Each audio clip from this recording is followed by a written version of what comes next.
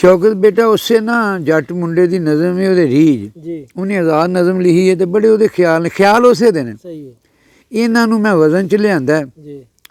ये सुनने वाले भी जे पसंद आ जाए ठीक है वो जट मुंडा भी सुन लवे जे किते जे शायद जे कोई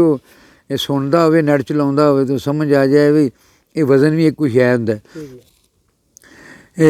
जेह्ड़े ना ये बारी ना 8 वारी फेलन है इन्हें फेलन तो मैं पहली दसिया कोई नहीं भी वो बाद फेलन फेलन फेलन दे वेद मैं नज़म शुरू करन लगा उजान एदा फेलन फेलन नहीं 8 वारी फेलन है ताए दे मैं गल विच पावां अपनियां दोवें बावां रीझ नज़म का नवान है रीझ ये उस बच्चे के सारे मैं ख्यालात लैन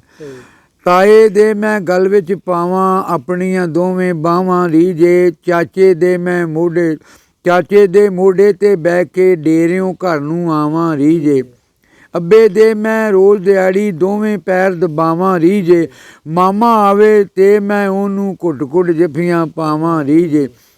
दादे नूं मैं झूठा मूठा रुस के रोज़ सतावां रीझ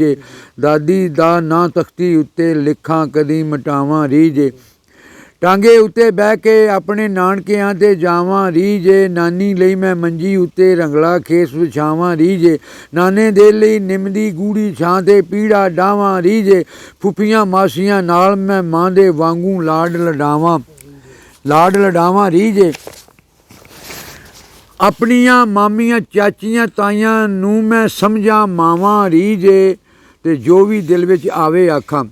कुछ भी ना लकावां रीझ अल्लड़ बल्लड़ बावे दा ओ भुल्ली लोरी गावां रीझ